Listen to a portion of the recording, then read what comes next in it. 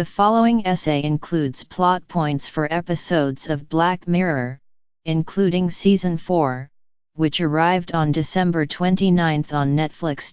In the beginning, there was a rock. Pretty soon, someone got bashed in the head with it. Not long after that, someone fashioned a stone knife. Bronze, iron, steel, knife. Create a tool, and someone will weaponize it. This has been the theme of Charlie Brooker's speculative tech anthology, Black Mirror. Since the series began in 2011, its anxieties have evolved. Black Mirror was first concerned about media, in episodes like The National Anthem, in which kidnappers coerce the British Prime Minister into having sex with a pig on live TV, and The Waldo Moment, a crude cartoon character runs for office. Then it focused on internet culture, in Nosedive, about a society in which one's welfare is tied to one's online popularity, and Hated in the Nation, a parable about social media mobs. In Season 4, Mr. Brooker has turned his dark imagination to the digitization of consciousness itself, what people will do with, and to, human minds that have been rendered into zeros and ones. Unsurprisingly, Mr. Brooker is not optimistic.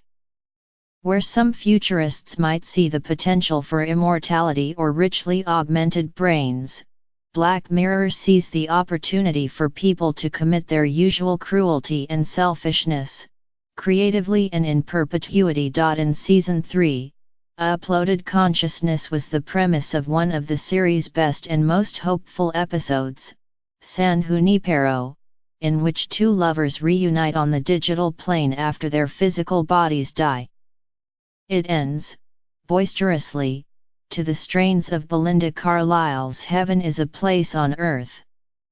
Season 4 references that technology when they upload old people into the cloud in Black Museum. But in this episode, it's a horror show. Rollo Haynes, Douglas Hodge, the proprietor of a museum of curiosities, turns out to be a perpetrator of cyber atrocities. He introduces an implant that allows a doctor to feel the perceptions of his dying patients, which the physician finds addictive to the point of madness.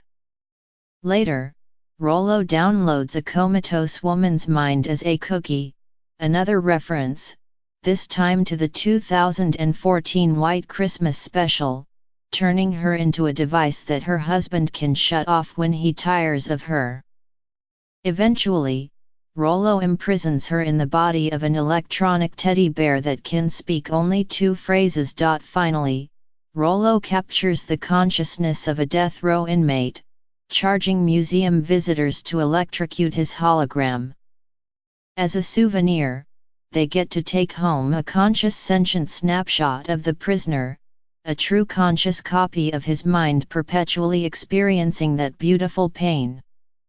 The sci-fi author Arthur C. Clarke coined the law: any sufficiently advanced technology is indistinguishable from magic. Fittingly, Mr. Brooker's episodes are becoming increasingly indistinguishable from supernatural horror tales. They warn that while the pain of physical weapons ended with the release of death, giving people power over eternal consciousness would turn ordinary sadists into digital satans. Every episode of the new season involves artificial consciousness or cyborg technology. Over and over, probes, implants and needles interface with the human temple.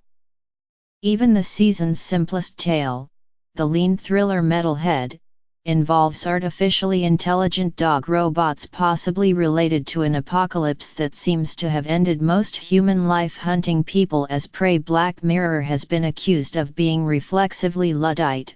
Mr. Brooker has joked that people must assume the show is written by the Unabomber. But his target isn't technology per se. Rather, the series assumes that enough people anyway will look at any new device the way a terrorist looks at a truck or a box cutter, with an eye toward the damage they can do with it. So if science makes it possible to render people's thoughts, their perceptions, their very selves into code, someone will figure out how to control them. In Crocodile, a device that seems like a boon to crime fighting, it shows a raw video feed of people's memories is used by a criminal to find and kill an investigator's family. Even in the light-hearted romance Hang the DJ, we learn that the characters we have hoped would fall in love are simulations in a dating app, conscious code that feels heartbreak over and over so that a couple on another plane of existence, ours, can experience 99.8% foolproof love. Sometimes, Black Mirror suggests, people will abuse technology out of love. In Archangel, it's the misguided love of Marie, Rosemary DeWitt, who has a surveillance implant placed in the head of her toddler daughter, Sarah, then uses it to spy on her as she becomes a rebellious teen, Brenna Harding. The technology is fanciful. Marie can track Sarah, see through her eyes, even adjust the settings so Sarah perceives frightening images as pixelated blurs. But its attractions are familiar to any parent who's used tech to monitor a child, to filter her media experience, to keep her safe. Archangel is a bit of a melodramatic after-school special, but it's rooted in the fear at the heart of raising a child. The technology that protects Sarah robs her of the developmental experience of processing unpleasant events, the ability to make and learn from her own mistakes. As Sarah's teacher says during a lecture, moral responsibility implies the existence of free will, a gift that Marie has denied her growing daughter. The next step from helicopter parenting is hacker parenting. The season's most explicit story of digital enslavement is its longest and most ambitious, U.S.S. Callister, written by Mr. Brooker and William Bridges. It also manages to be the best reconception of Star Trek in a year that also gave us the Orville and the actual prequel, Star Trek: Discovery. It starts with an ingenious bait-and-switch. The opening, a campy send-up of the original Star Trek, turns out to be a virtual reality simulation, created by Robert Daly, Jesse Plemons, a socially inept coding wizard who's an outcast at the very company he founded. The premise that the setup suggests, a Walter Mitty fantasy story about a sympathetic loser, is also a fake-out. Daly has created a private VR universe populated by conscious, subservient versions of his own company's staff destined to obey his whims forever, whom he terrorizes and tortures, men and women alike, with his godlike powers. When a new employee, Nanette, Kristen Milioti, shuns him after the Office Whisper network informs her that he's Stair Y, he adds her as a new character, outfitted in a 1960s miniskirt. Her digital version externalizes Daly's stunted sexuality. His swaggering captain character compels kisses from his female crew members, but they, and the men, have no genitalia. They're the smooth-crotched virtual action figures for an omnipotent, overgrown preteen U.S.S. Callister allows you a glimpse of the way Daly sees himself as the decent guy who can't get the girl, before you see him as a predatory schlemiel monster. This story of virtual workplace harassment is unnervingly timely, but it also captures an ugliness that's been percolating in digital culture for a while. Daly personifies a familiar figure, the Gamergate warrior, the social media men's rights troll.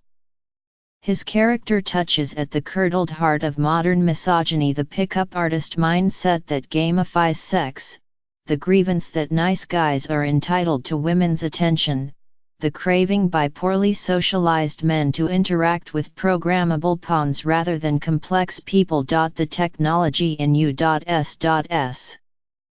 Callister is fictional, but these attitudes are very real in our virtual spaces. Online sexists use the red pill metaphor, borrowed from the Matrix, to argue that men have been imprisoned in a false reality created by social rules and must be awakened to a true one, in which they can claim dominance over women. U.S. Hollister inverts this idea by having its tech bro channel his resentment into fashioning his own personal matrix. Mr. Brooker has hinted at the marriage of technology and misogyny before. White Christmas and Black Museum involve a man employing absolute power over a woman in cookie form. U.S. Hollister ends with Daly's defeat, as the digitized Nanette pulls off an Inception-like ruse by blackmailing her flesh and blood self into helping her. But that makes the episode no less disturbing. Daly may have lost, and his technology may be a fiction. But creeps like him are very real, and so is their impulse to use the latest tools to make hell a place on Earth.